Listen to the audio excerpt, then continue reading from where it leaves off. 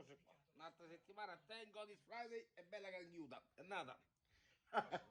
E allora mi scrive un amico, triolo nazionale, grande appassionato di ferri a quattro ruote e a due ruote, visto che commentatore di moto mondiale, chiama a snazzicare e snausicare utilizzandoli in diretta alla grande, con ostentazione positiva.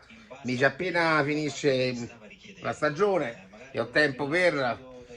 Ma prima mi aveva mandato le foto di una Corvette C3 in asta. Dice, stai, prenditela. Dico sì, si può fare tutto. Vorremmo fare tutto. Cercheremo di fare pure questo perché a me devi presentarmi a Padre Eterno e se ti questa domanda a bruciapelo, ma tu da vivente ti sei comprato una Corvette? A me ti risponde no. Mi fa una fatica enorme, mi fa proprio una fatica tricolore. La situazione della fatica che mi fa è come questa questi capelli. Cioè, emergency, però io non voglio deludere, capito? Non voglio deludere a quello bravo che mi dice la Corvette l'ha comprata.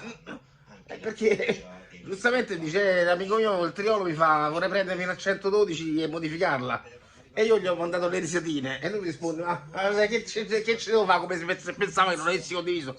Non avessi condiviso, ho detto lo devi fare, lo devi fare. Dice, allora mi scrive a 112 col motore della 145 da 103 cavalli portato a 130. Come la vedi? La vedo benissimo. Perché cioè, se noi che facciamo? Viviamo solo per fare le polizze, per condurre gare di moto mondiale, per pagare le tasse?